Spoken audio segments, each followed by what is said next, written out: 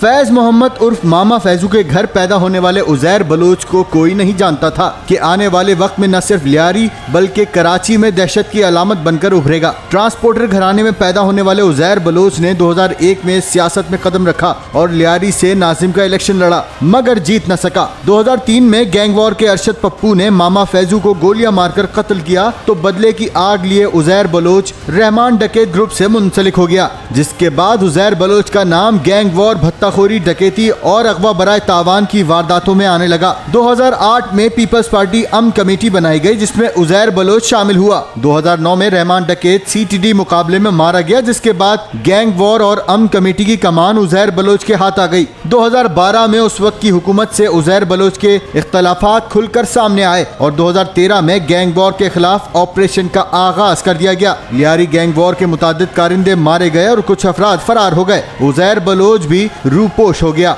2016 में रेंजर्स ने उजैर बलोच की गिरफ्तारी जाहिर की और मुकदमा अदालत में चलने लगा। कत्ल, भत्ताखोरी, अगवा बराए तावान, बम धमाके और गैंग वॉर के सैकड़ों मुकदमात की समाअत शुरू हुई जो जारी है। इस दौरान उजैर बलोच का गैर मुल्की एजेंसियों से राब्तों का इंकशाफ हुआ, जिसकी तहकीकात के लिए उजैर बलोच को पाक फौज के हवाले कर दिया गया। अब उजैर बलोच का मुकदमा फौजी अदालत में चलेगा और नया पिंडोरा बॉक्स खुलने का इम्कान है।